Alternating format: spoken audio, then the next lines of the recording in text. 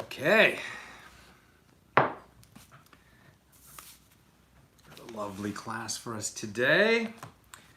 We are hunkering down. We know that here in the United States, we've got the latest directive is 30 days to slow the spread. It's 30 days to slow down this plague so that we can save a lot of lives. We're all on board with that. Some people need to go to work. Thank you to all those people who are going to work and keeping this economy moving. Those of us who have a choice to work from home, we're very blessed and we're thankful for that. Today, I'd like to point your attention to pharmacy workers. There's a lot of us who need medication. If the workers in the pharmacies weren't there, we couldn't get our medication. So thank you, pharmacy workers. This one is especially dear to my heart, as my mom, for many years before she retired, was a hospital pharmacist. She worked in Montefiore Hospital in the Bronx. I know that New York is really got a tough challenge right now. They haven't even reached the peak. We're seeing those images of hospitals, hospital tents being erected in Central Park. I was really impressed with that. I believe that's a Christian organization that normally sets up field hospitals, in the third world when there are crises, hurricanes and earthquakes and other devastating medical situations, which in the third world they don't have the doctors and the expertise and the hospital space to accommodate. And now that organization is bringing those field hospitals to New York City. As well, we've seen images of the U.S. naval ship Comfort arriving in New York, and we really honor all of the medical professionals who are bringing those facilities to the beleaguered area of New York. May the peak of the plague pass quickly. May many lives be saved. May everybody who's got the plague be healed from it, please, God. And let's say amen. And another big thank you. Please hit the heart button a bunch of times. A big thank you to all the pharmacy workers who are keeping it moving, keeping medication available for everybody who needs it. Special prayer for, I'll read the list of everybody who we're praying for a healing at the end of the class. But a special one, and I want to dedicate today's learning to Chaim Menachem ben Leah. Many of you know Rabbi Chaim. He's the head of Breslov Research Institute in Jerusalem and has made so many works of Rebbe Nachman of Breslov available to the world. He personally is responsible for translating a lot of them. He's the author of an amazing book, Through Fire and Water, about the life of Reb Nosson, who is the disciple of Rebbe Nachman of Breslov, and who wrote everything down that the Rebbe said so that we would have it. So Reb Chaim in Jerusalem has a diagnosis of COVID. He's fighting that. May he have a complete and speedy recovery. We're all praying for you, Reb Chaim, and dedicating today's learning to your full and complete recovery. Okay, we are on Shabbos, tractate Shabbos. We're still in chapter 2, and today we're finishing up the second Mishnah of chapter 2. We're holding by Daf Kaf Zayin, page 27. This is page 27 of tractate Shabbos. And we're completing the second Mishnah today, which is about the subject of oils which are permitted in the Shabbos lamp. Oils that are permitted in the Shabbos lamp. But we digressed due to some related teachings of Shimon ben Elazar. So it was Shimon ben Elazar who taught that we do not use balsam oil in the Shabbos lamp because it's dangerous, because it's highly flammable and unpredictable, and it can lead to situations. And we heard that horror story about the evil mother-in-law who hated her daughter-in-law and told her to anoint herself with balsam oil before lighting the Shabbos lamp, and then she herself burst into flames. And I actually wonder if that's the reason why the prohibition was enacted. I mean, all too often, you know, a street corner doesn't get a stoplight until somebody gets killed in an accident there. And perhaps that's why it was finally legislated that balsam oil is no good, perhaps from that story. At any rate, once we had a teaching of Shimon ben Elazar, as so often happens in the Talmud, we made a digression based on other teachings of Shimon ben Elazar. And so we moved over into the subject of linen and wool, garments, cloths. Can they be used in the roofing of a sukkah? And eventually we'll ask, can linen be used as a wick in the Shabbos lamp? But we're actually going to get to that today at the end of this daf, the page that we're on. We're actually going to begin a new Mishnah. And then we'll actually get into that subject. But while we're still finishing up our Mishnah, we're actually going to get into a long digression on the nature of wool and linen as a garment. The nature of wool and linen as a garment. Interestingly, linen is considered the product of a tree. Why? Linen is made from flax. If you ever see flax growing in a field, does not look like a tree at all. Why would linen, which is made from flax, be considered the product of a tree? And this actually goes to a verse in the book of Joshua, right? So we have the Torah, the first 5 books of the Bible. The 6th book is the book of Joshua, right? So Moses brought the Jewish people to the edge of the Holy Land, and then, you know, he was able to see the Holy Land, but not enter. Right, that was the punishment that Moses received. It's for another day to discuss why Moses was not allowed to enter the promised land. But it fell to Joshua, his disciple, his student for all those years in the desert, to lead the people into the Holy Land. And as part of that conquest, they came to Jericho, right? The city-state of Jericho, surrounded by these towering walls. And eventually they conquered Jericho. But before they entered, they actually sent a pair of spies into Jericho. These men were sheltered in place by a woman named Rahab. Some people say that she practiced the oldest profession, a practitioner of the oldest profession. Be that as it may, she recognized that these men who were, they were spies, but they were essentially representatives of the Jewish people who had come out of Egypt, wandered in the desert for 40 years, and now were coming home to the land promised to the children of Israel by God. And she saw that, well, God was with these people and they were going to win. They were holy. She was going to, back them. She was going to go with them.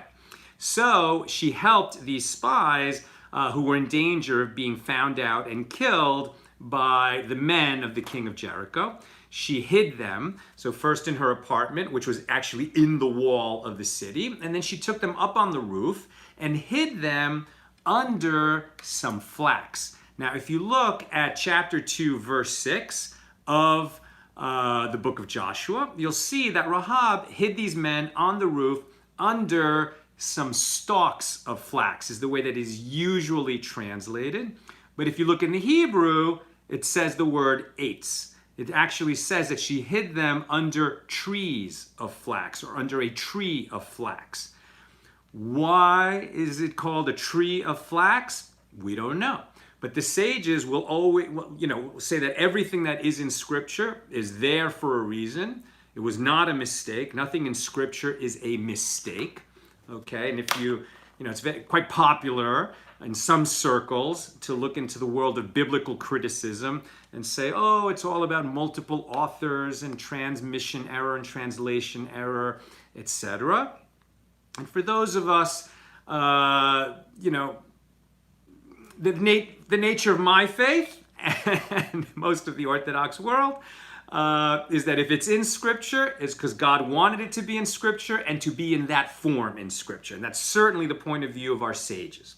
And so our sages say, if it says that she hid them under trees of flax, it must be because there's something about flax that makes it have the nature of a tree. And so flax is considered the product of a tree. That's where we learn it out from.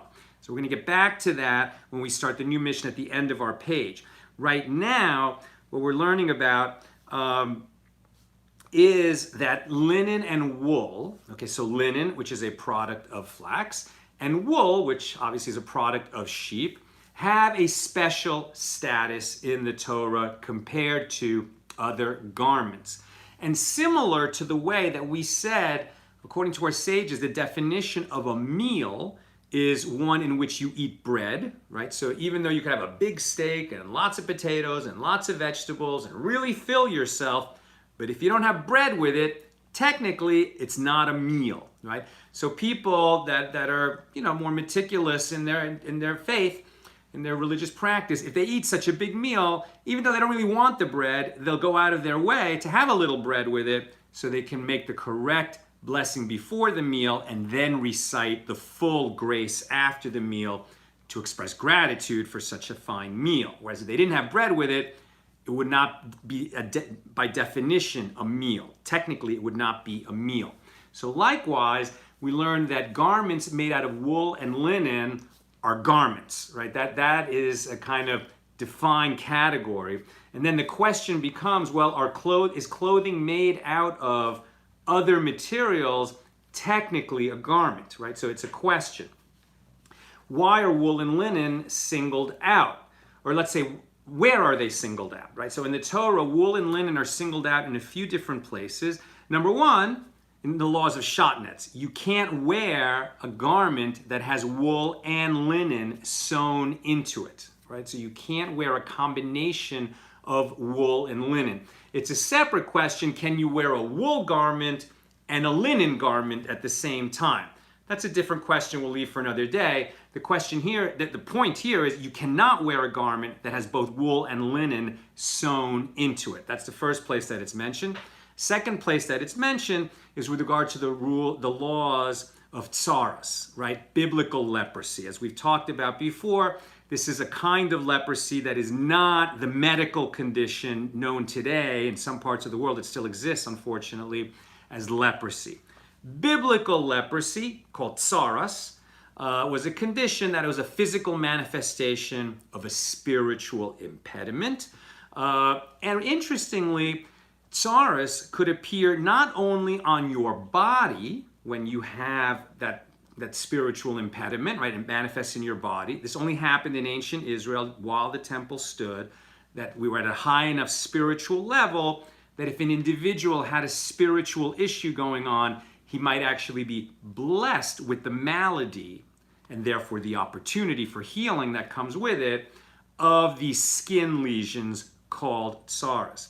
But interestingly, Tzaraas could also appear on clothing or on a house, right? On a structure. It could appear on the walls of the structure. So Tzaraas could actually attack a home or clothing, right?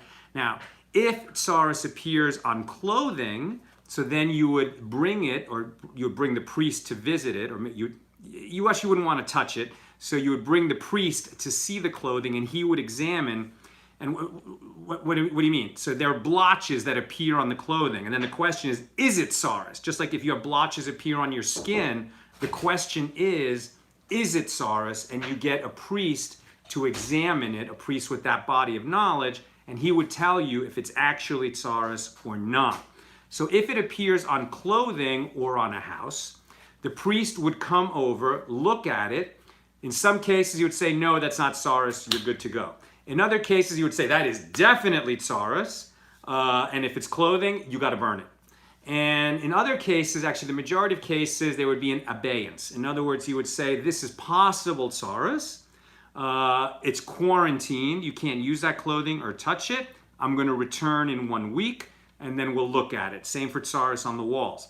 He would return in a week and look at it, and then depending on what happened, did it spread, did it change color, he would either say, okay, you're clear, or it needs to be burned. And Tzaraas on a house, a major problem. There's some buildings that needed to be demolished because of it, or parts of buildings that would need to be demolished. For today, we're talking about clothing.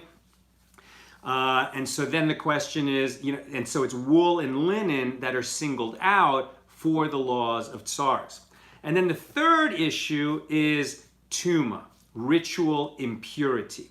So you can contract impurity from a variety of sources. You can contract it from a corpse, as we've talked about many times. If you touch a dead body, that's a very strong kind of tumah, of ritual impurity. And then you become impure, and then a thing that you touch becomes impure as well. And so then the question is, wool and linen can certainly contract tumah, right? So if a creeping thing, which can also impart tumah, touches the clothing, then it becomes tameh, it has that ritual impurity. Or if you touch the creeping thing and then you touch the clothing. So tumah can be imparted for sure to wool and linen. And then the question is, can tumah be imparted to other kinds of clothing, right? Garments made from other materials. And we learn out from a Tana, a rabbi of the Tanaim, right? So before the Mishnah was published, one of the earlier rabbis of the Talmud, in the Academy of Rabbi Yishmael, taught that yes, garments made of other materials, not wool and linen, can contract tumah, can become ritually impure, even though the Torah only talks about wool and linen becoming impure in that way. They're able to learn out that other garments can also. However, the rules for garments made out of materials other than wool and linen are different than the rules for garments made out of wool and linen. Specifically, for a garment to be called a garment, it has to have a minimum measure, and that would be 3 handbreadths by 3 handbreadths. So that's like this, right? 1, 2, 3, right? So that big, 3 handbreadths wide by 3 handbreadths. So 3 by 3 handbreadths, in Hebrew tefachim. Okay, so 3 by 3 handbreadths is the minimum measure for something to be considered a garment that can contract tumah, that can become ritually impure, unless it's made out of wool or linen. Because wool and linen are specified in the Torah, there's greater stringency with regard to those materials, those textiles. And so they don't need to be as big as 3 by 3 handbreadths to be considered a garment that can become impure, ritually impure, as it can be as small as 3 by 3 finger breadths, right? So a finger breadth is measured on the thumb, the width of the thumb. So 1, 2, 3, right? So call it about 3 inches by 3 inches, maybe a little less than 3 inches by 3 inches. It would be the minimum measure of an article of clothing, if it's made out of wool or linen, for it to become tameh, for it to become ritually impure. Smaller than that, considered insignificant. But there's some exceptions to that as well, which we're going to get into. Okay. All right. So as we're learning out these laws and trying to understand how wool and linen garments differ from other kinds of garments, when we're learning it out from the rules, like we said, of Tzaraas and Shatnetz, right? Tzaraas, that leprosy, that biblical leprosy, the biblical leprosy, physical manifestation of a spiritual impediment, is more stringent than the laws of Shatnetz in one way and less stringent in another. What do we mean by that? So tumah that is created by Tzaraas, so like a person with Tzaraas that then is going to impart tumah onto the clothing, that can even be imparted onto the threads that are going to become clothing, right? Even before they have been sewn, if you have enough thread, spun wool or spun linen in a ball, right, like a skein of wool or a skein of the flax thread, the linen thread, as soon as they're spun, if you have enough of that thread to create a garment that would be 3 by 3 finger breadths, then even the thread itself can become tameh. But with regard to Shatnetz, it has to be a garment before we will rule that it can't be mixed with other things. On the other hand, Shatnetz, right, the prohibited mixture of wool and linen sewn together into a garment, is more stringent than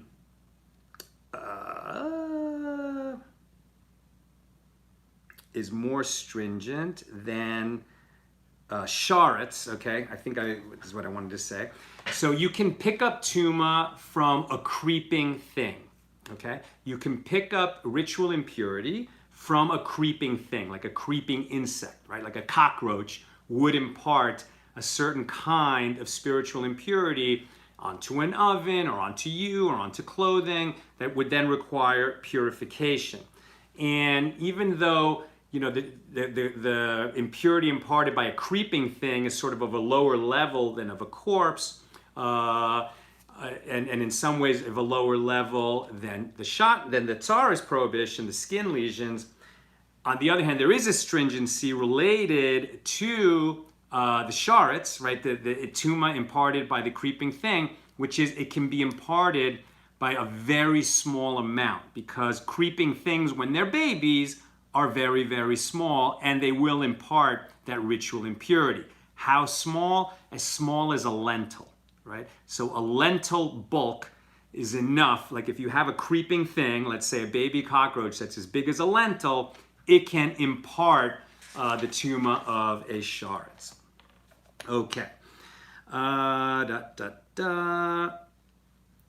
Okay, so that brings us to the question of if we cannot have wool and linen together, right? We can't have wool and linen sewn together into a garment. And as I shared yesterday, I was so happy when I once got this Hugo Boss suit at a great price in an outlet mall during last year's Passover program and in Toronto. And then I discovered that it had a Shatnetz problem, that it was a wool suit that had a linen lining behind the lapel, and I had to get that removed and then replaced, and in the end I didn't save so much money on the suit. But then the question comes up, what about tzitzis, right? What about ritual fringes? So this is a garment, right? This is, this right here it's not a talus, right? This is an arba kanfa. So this is a garment that you would put, you could wear like under your jacket. This is a high quality one. There's like sort of much, like the one I'm wearing under my shirt is much lighter weight. It's just made from mesh and some kind of polyester artificial fiber. It's sort of like an athletic arba kanfa. But the point is that you need a garment with corners, right? In the old days, all the clothes that they wore, or like what the everyday wear, was basically the outer layer of it was like a poncho. So it had four corners, and you would have to put these tzitzis on the corner, right? On the corner. These days, since the clothing that we wear usually doesn't have corners, we wear a four-cornered garment so that every Jewish man can fulfill the obligation to wear tzitzis during the day, every day, right? So a Jewish man actually even before your bar mitzvah, a Jewish male is required to wear tzitzis all the time. And so we wear this garment under our shirts. Some people wear the tzitzis out, kind of out, and some people keep it tucked in. But this is from the requirement in the daily Shema, right? That we say that it's in the third paragraph, and God spoke to Moses saying, speak to the children of Israel and say, put a fringe on the corner of all your garments and put a blue thread in the fringe on the corners. So whenever you look at the fringe, you will be reminded of all my commandments and to do them, right? So for that reason, a lot of people will wear it out. And I often wear them out, but not always. It's not required to wear them out. But some people say, well, wait a minute. The reason I'm wearing fringes is to be reminded, right? So I'm commanded to do it, so I do it. But the reasoning behind it is so that I'm reminded to do all the commandments and to do them, so I should be able to see the fringe. At any rate, what's pertinent to our discussion today is the question, well, can you have wool tzitzis on a linen garment? At one time, you could, because the blue thread, the blue dye, right? This is the blue dye, which has sort of been rediscovered, although not all people agree that it has been rediscovered. But in the old days, there was, I think, a condition, I forget exactly how it worked, but I think what it was the blue dye would hold better on wool threads. And so the tzitzis were all made out of wool, and they could be placed on a linen garment. And that was the case in the temple on the priests. The priests wore linen garments and had to have fringes, and so they didn't have linen fringes for whatever reason. So there you could do it. But because not everyone agrees that we have the correct blue dye, which would only hold, I'm really not sure if it's that the dye only holds on wool threads or on linen threads.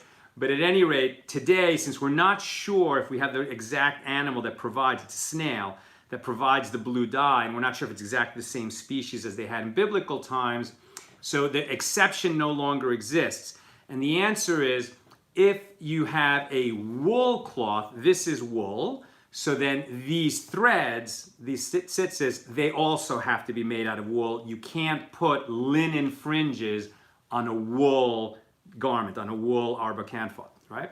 And if your garment, the four-cornered garment, is made out of linen, so then the tzitzis would have to also be made out of linen. All agree that you can put wool or linen, either one, on a garment made of any other material.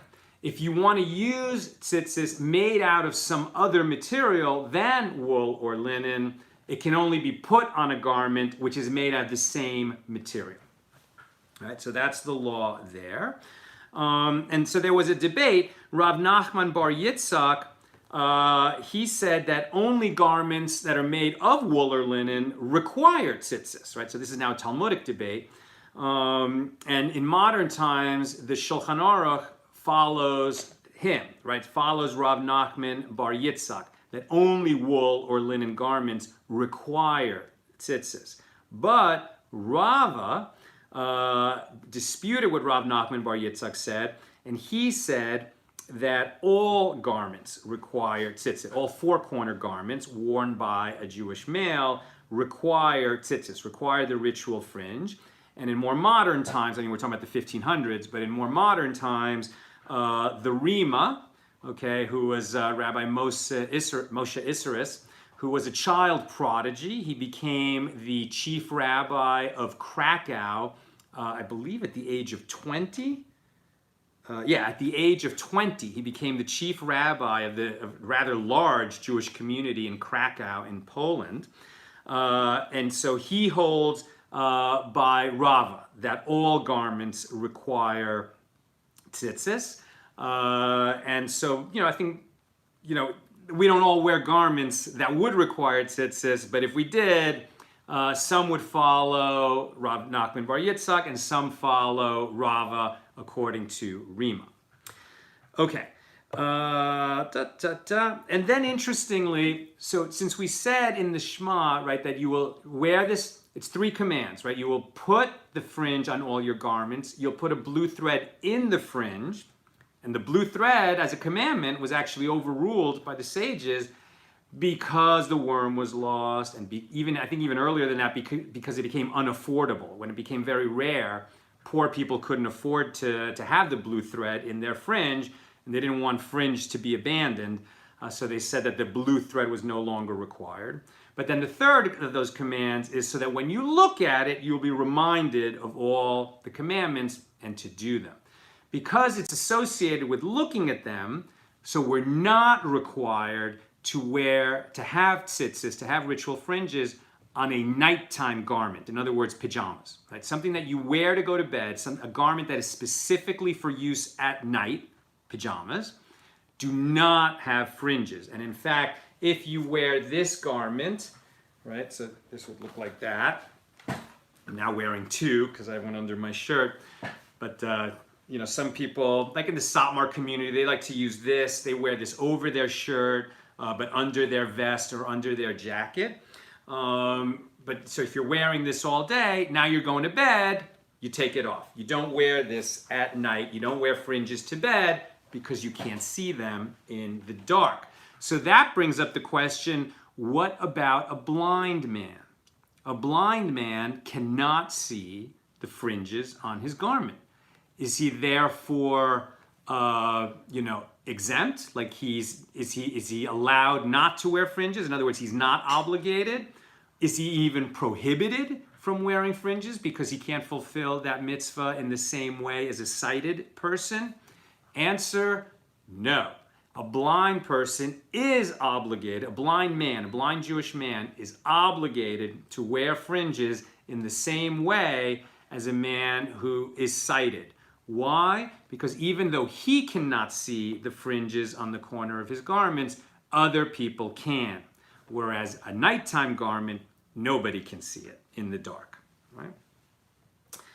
And that brings us to our new Mishnah. We're beginning the third Mishnah in chapter 2. It's a quite short Mishnah, so I'll read it to you. And it follows directly from what we've been talking about.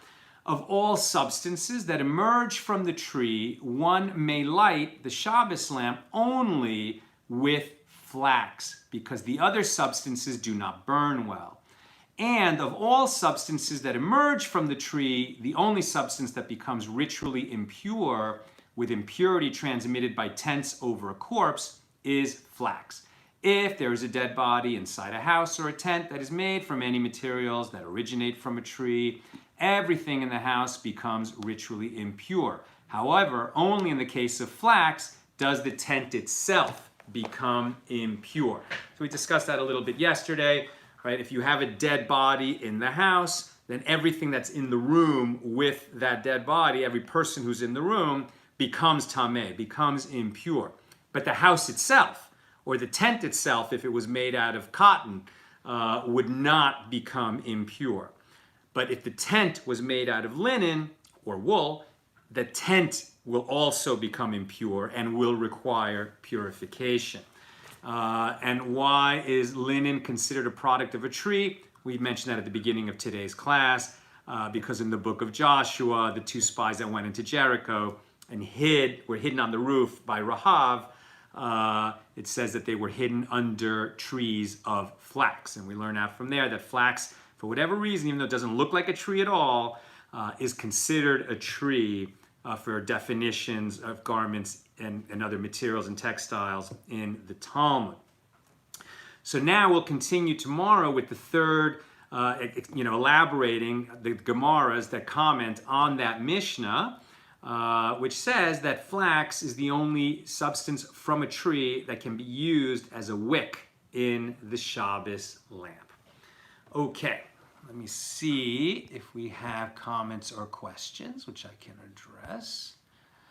How would we know? I think Morris Hamadani is asking, how would we know on clothing? How does it look like? I think you're asking about Tzaraas, which I was mentioning before, but it no longer appears on clothing, right? It's a biblical age. It's only from ancient times. Once the temple collapsed, there was no more Tzaraas appearing on clothing. That biblical leprosy, the physical manifestation of a spiritual impediment. When Mashiach comes, I don't know the answer to that. When Mashiach comes, will Tzaraas return?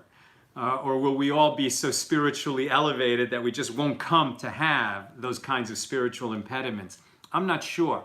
But what I would say is that, I think there's a very interesting lesson in this, right? The idea that people could come to sin and sort of lower themselves on a spiritual level, and that because of it they would have, like lesions on their skin that would appear, or on their clothing, or on their house. And it sounds like a real bummer, because then you get isolated, you're quarantined, you're separated from the community, you have to go through a purification process. But actually, it was a blessing, right? To be living at such a high spiritual level that when you sink a little, you're immediately given feedback, right? You're given feedback by God that appears on your skin or on your clothing or on your house, so that you can go through a purification process and get yourself back up to that high spiritual level, which the people occupied then. I think we can learn from that our misfortunes today, if we take them in the same spirit, right, that they provide opportunities for us.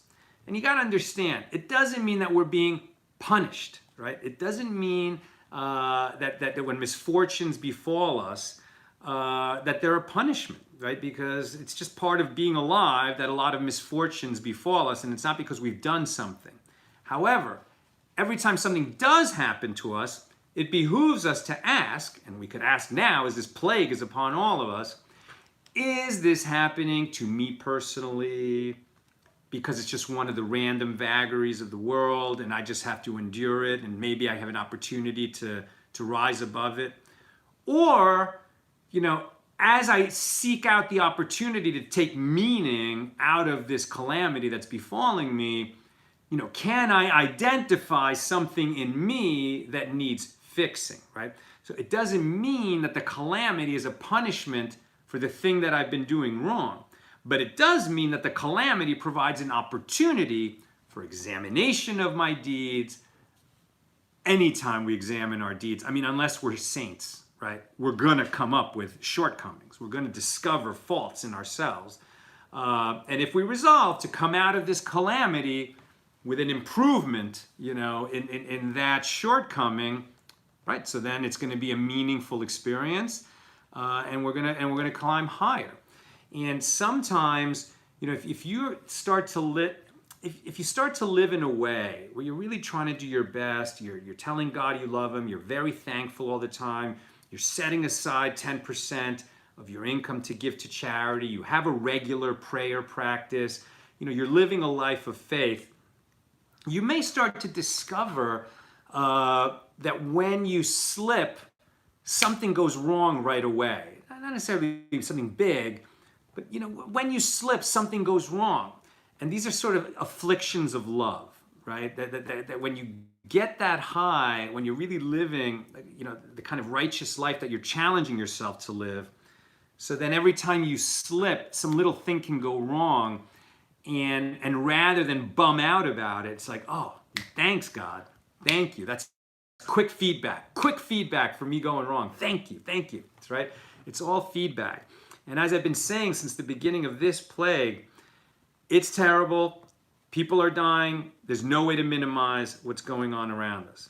However, if we look at the history of plagues that have befallen mankind, this one is somewhat gentle, right? And if we can examine our deeds as a society and as individuals and make improvement, right?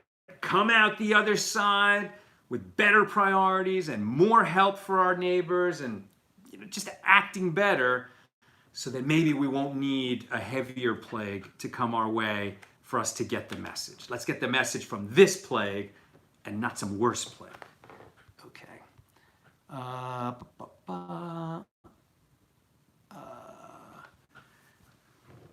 Augusto Martin says, Pharaoh's heart only got harder. Same thing today, right? So that some people don't get the message. That's exactly right.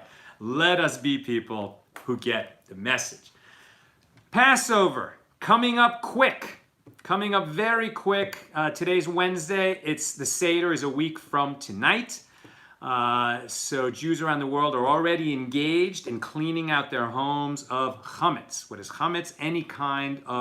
Anything related to leavened bread, right? So bread differs from matzah, which is what we eat during Passover. Bread is puffy, matzah is not. Matzah is quite flat, right? It's a flat bread, and some people still have a soft, flat matzah, but usually these days matzah is hard, it's crispy, but it's flat. It has no leavening in it. Bread is puffy. Spiritually speaking, bread, its puffiness is connected to arrogance, right? So as we head into Passover, we want to really cultivate gratitude to God for everything that He's done for us throughout history, and we want to remove from ourselves is arrogance. And so we go through our homes and search out all the crumbs of bread in every room and ask ourselves in each room, was I arrogant in this room? That's the spiritual cleaning we do. But there's also a physical cleaning, right? To just clean out every crumb from every corner of the floor, every inch of the floor throughout our houses and our shelves and in our books. We really try to get all the crumbs out of our house. And as I posted earlier today, during this plague, there's very few people walking around and eating and leaving their food in garbage cans. And there's very few restaurants, right, that have all the waste from the people who eat in the restaurant, and then that food ends up in the dumpster. What does that mean? It means that the little rodents that feed on trash cans and dumpsters, etc., have had their food source taken away from them. They are looking for food.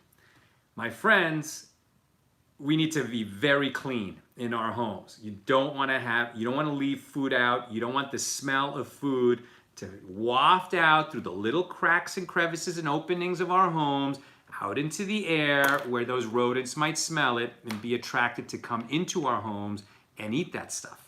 So there has never been a better time to make a proper cleaning. If you're a Jew, you're cleaning out the chametz before Passover. And if you're not Jew, you don't have a requirement to clean out the chametz. But a spring cleaning is a good and spiritual practice for all people. Highly recommended. Highly recommended. Morris Hamadani asks, are women allowed to wear tzitzis? So in the Orthodox world, you're just never going to find women wearing tzitzis. In Reform and Conservative and Reconstructionist, those denominations in the Jewish world, I think some women will wear prayer shawls, but I don't think I've ever seen women wearing tzitzis as a daily thing, the way men are required to. In the Orthodox world, are women prohibited to wear tzitzis? I know they just don't. Are they prohibited? I don't know. That's an interesting question, but it is not a requirement for women. Okay, that's what I've got for us today. I look forward, with God's help, to continue our learning tomorrow. Let us remember to say thank you to all the pharmacy workers that keep the medications moving around in this difficult time. A lot of people need them. Today's learning was dedicated to Chaim Menachem ben Leah. That's Reb Chaim, who has COVID, and he is the founder of Breslov Research Institute, and we honor him, and we pray for his complete and speedy recovery. And let's say amen. And also, I'll just put the names right here. For all these people, we are praying that they should have a complete and speedy recovery, a refuah shlema. May they all be healed today. May everybody who is suffering from the COVID virus be healed. Everybody whose health care is impacted, even if they don't have COVID-19, but they have difficulty getting medical care during this period, please God heal all of them. And let's say amen.